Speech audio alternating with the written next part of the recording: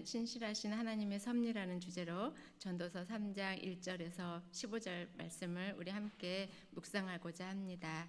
우리 말씀을 서로 교독하겠습니다. 범사에 기한이 있고 천하 만사가 다 때가 있나니 날 때가 있고 죽을 때가 있으며 심을 때가 있고 심은 것을 뽑을 때가 있으며 죽일 때가 있고 치료할 때가 있으며 헐 때가 있고 세울 때가 있으며 울 때가 있고 웃을 때가 있으며 슬퍼할 때가 있고 춤출 때가 있으며 돌을 던져버릴 때가 있고 돌을 거둘 때가 있으며 안을 때가 있고 앉는 일을 멀리할 때가 있으며 찾을 때가 있고 잃을 때가 있으며 지킬 때가 있고 버릴 때가 있으며 찢을 때가 있고 깨물 때가 있으며 잠잠할 때가 있고 말할 때가 있으며 사랑할 때가 있고 미워할 때가 있으며 전쟁할 때가 있고 평화할 때가 있느니라.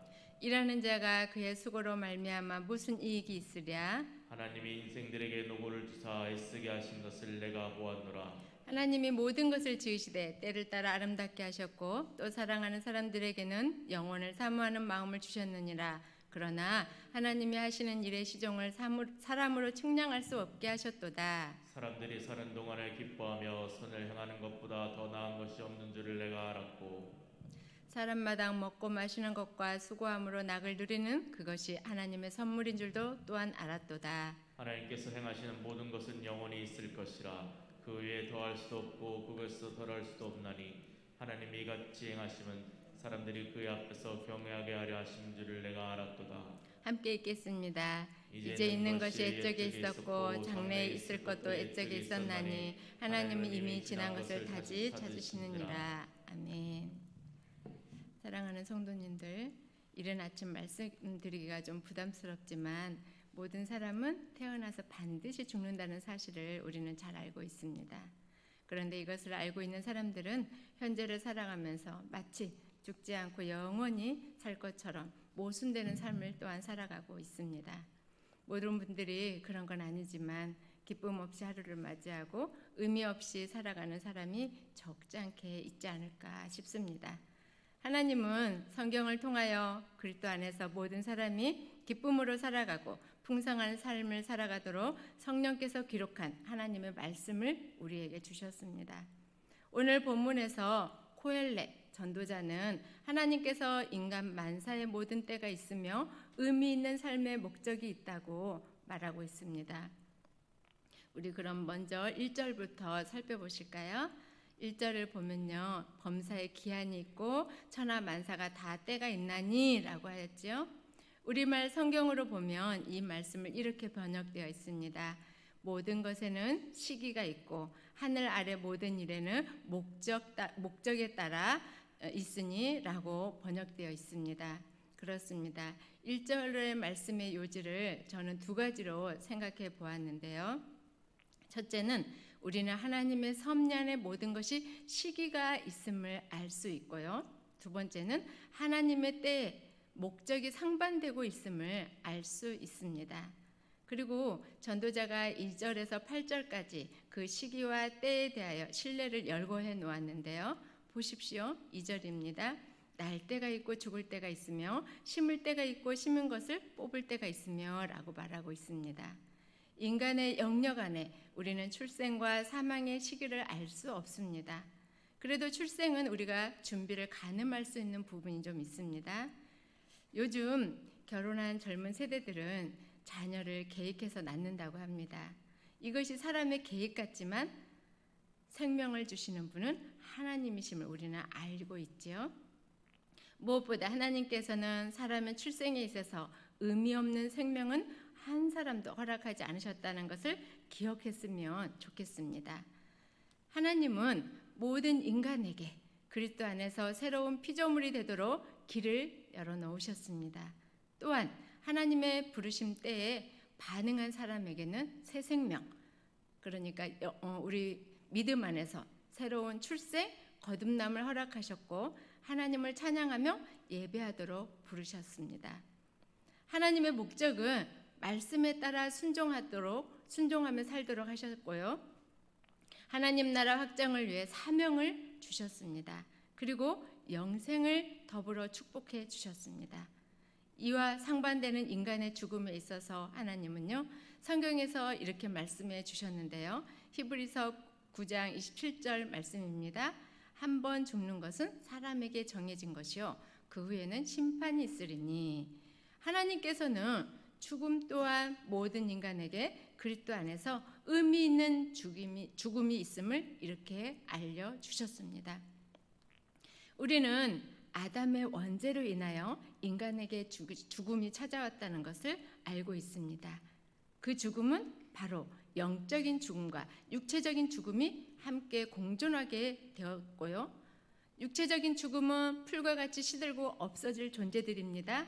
하지만 그리스도 안에서 새로운 피조물이 된 영적 죽음은 육체는 죽었으나 영은 살아서 하나님과 영원히 함께 기쁨으로 찬양하며 산다는 것입니다. 그러므로 모든 사람은 언제 죽음이 찾아올지 알 수 없으나 매일 때를 준비하며 살아가야 한다는 것입니다. 본문에서 전도자는 그 이야기를 지금 이렇게 하는 것입니다. 그런데 시니어분들과 질병으로 연약한 사람 빼고 사실 우리가 죽음을 준비하는 사람이 몇 명이나 될까요? 사랑하는 성도님들, 그리스도인들에게 죽음은 끝이 아니라 새로운 시작이라는 것을 잘 알고 계시죠? 그래서 요즘은 죽음을 준비하는 삶에 대한 세미나도 있고 그래서 사람들이 관심을 가지고 참여하고 있다고들 합니다. 이렇게 죽을 때가 있는데 그때를 우리는 알 수 없는 시간 속에 살고 있지만 그렇지만 하루하루가 얼마나 소중하고 귀한가요? 이어서 전도자는 농부가 심고 뽑을 때가 있음을 알듯이 우리 자연 영역 안에서도 하나님께서 주신 시기와 목적이 이렇게 분명히 있음을 우리에게 말해주고 있습니다. 우리는 때를 알고 영적 분별력을 가지고 살아야 한다는 것입니다. 뒤이어 전도자는 하나님의 공의와 사랑을 죽임과 치료의 문제를 들어 신뢰로 말씀하는 것을 봅니다. 3절을 보십시오.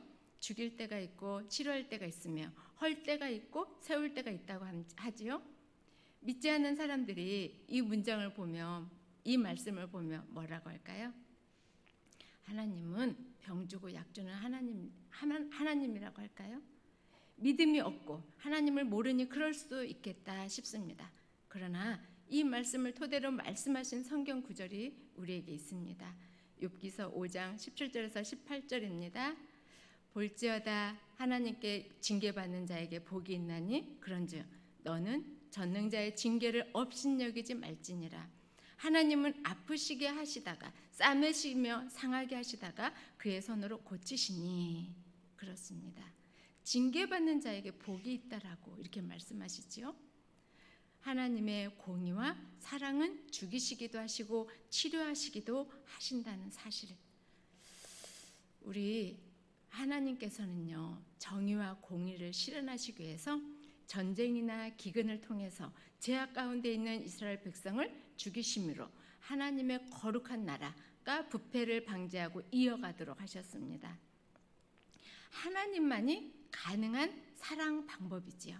하나님은 그렇게 인간이 이해할 수 없는 방법, 특별 계시를 통해서 진실한 사랑을 다시 회복시키시고 치료하신다는 것입니다.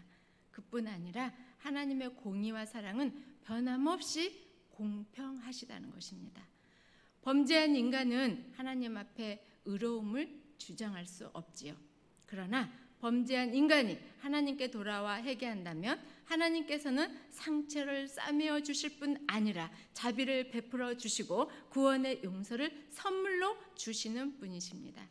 그리고 하나님은 예레미야 1장 10절에서 헐고 세우시는 분이심을 예레미야 선지자를 통하여 우리에게 말씀하셨습니다. 1장 10절을 보십시오.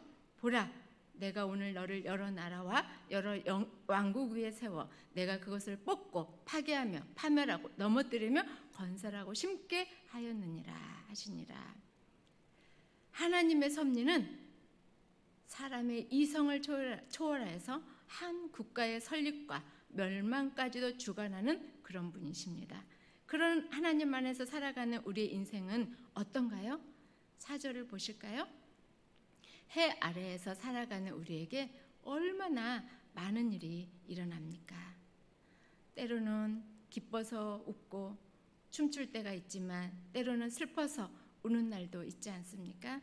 그리고 전도자는 5절 돌을 던져버릴 때가 있고 돌을 거둘 때가 있으며 안을 때가 있고 안는 일을 멀리할 때가 있다고 합니다. 이 말씀은 밭이나 포도원 등의 돌을 치우는 것을 의미하기도 하고요. 돌을 모아 건물을 짓는 것을 암시하기도 합니다. 그 시대에는 또 요새를 만들기 위하여 돌들을 모을 때도 있었습니다. 그 요새를 헐어버림으로 돌을 버릴 때가 있다는 것을 말하는 것입니다. 하나님께서 이렇게 나라와 나라 사이의 마찰과 그들의 흥망성쇠마저도 당신의 주관 안에 넣으시고 역사를 진행해 가시는 분이십니다. 이런 의미에서 솔로몬은 시편에서 이렇게 말했습니다. 시편 127편 1절을 보십시오. 솔로몬의 시 곧 성전에 올라가는 노래인데요. 여호와께서 집을 세우지 아니하시며 세우는 자의 수고가 헛되며 여호와께서 성을 지키지 아니하시면 파수꾼의 깨어 있음이 헛되도다. 그렇습니다. 사람을 그리고 품을 때와 멀리할 때가 있다고 또 이렇게 기록하였죠. 이 말씀은 창세기 37장을 보면 요셉이 자신을 버린 형들을 두고 마음을 멀리하고 시험할 때가 있었습니다. 그러나 요셉이 알고 있었던 형들의 모습이 변한 것을 알고 그런 형들을 또 요셉은 품을 때가 있었지요. 전도자는 마치 이런 자신의 옛 모습 속에서 자신을 위해 집을 짓고 금은 보화를 많이 쌓았던 시절을 생각하며 허무했던 그날들에 하나님의 섭리가 있었음을 회상하는 것 같습니다. 이어서 전도자는 6절에서 찾을 때가 있고 잃을 때가 있으며 지킬 때가 있고 버릴 때가 있다라고 말하지요. 전도자는 자신의 재산을 영원히 소유할 수 없음을 알았습니다. 그렇지 때로는 우리는 소유에 있어서 잃을 때도 있고 찾을 때도 있겠지만 하나님이 부르시면 해 아래에서 소유했던 모든 것을 다 놓고 가야 한다는 사실을 잘 알고 있지 않습니까? 그럼에도 불구하고 물질에 집착하는 우매자, 어리석은 사람들이 참 많이 있죠. 사랑하는 성도님들, 우리는 소유에 집착하지 말고 하나님의 때에 따라 버릴 때가 있다면 가감하지 말고 청지기로서 주신 물질을 잘 관리하고 또 나눌 수 있다면 섬기며 살도록 해야 하겠습니다.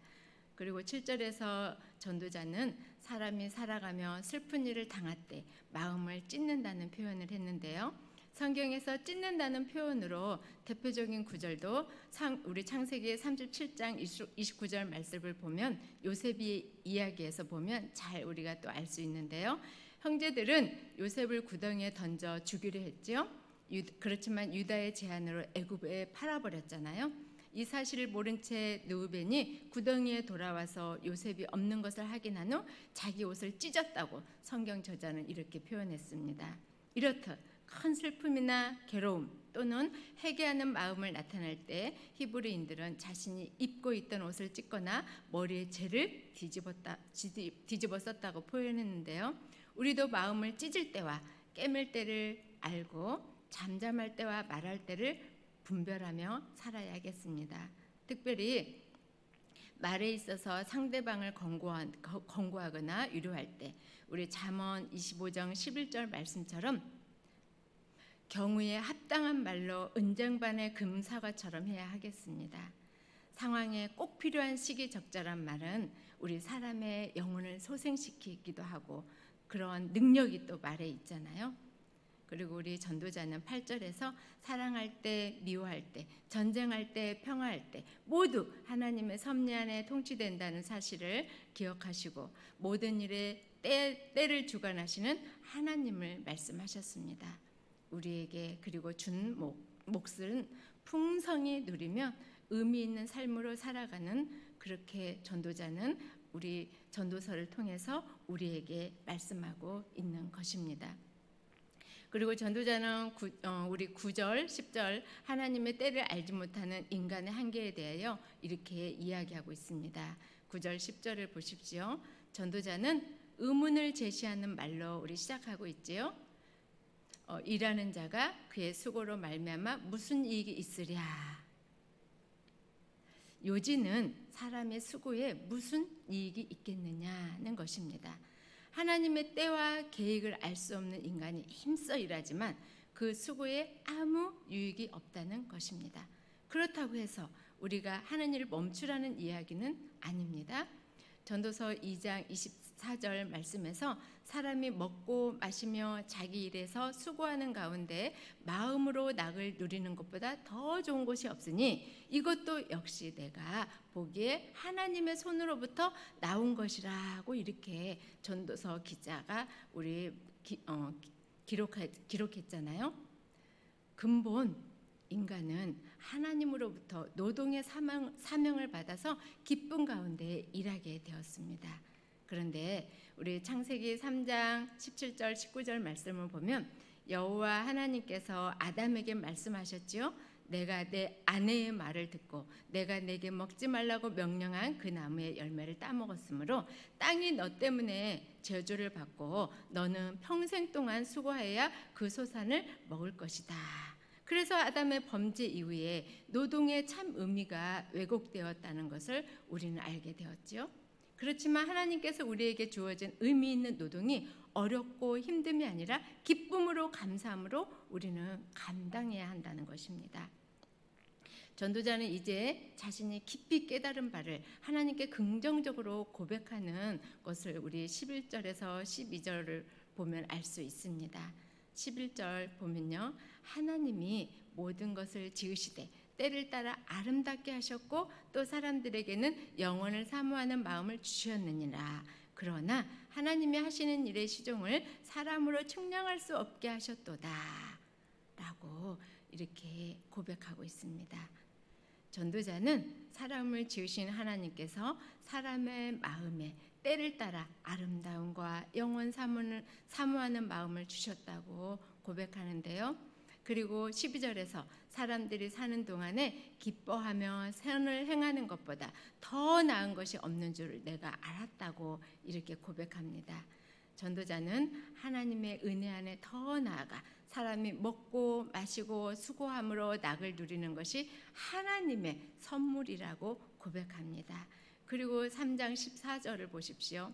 사람마다 먹고 마시는 것과 수고함으로 낙을 누리는 것이 하나님의 선물인데 하나님께서 행하시는 모든 것은 영원하다고 찬양합니다.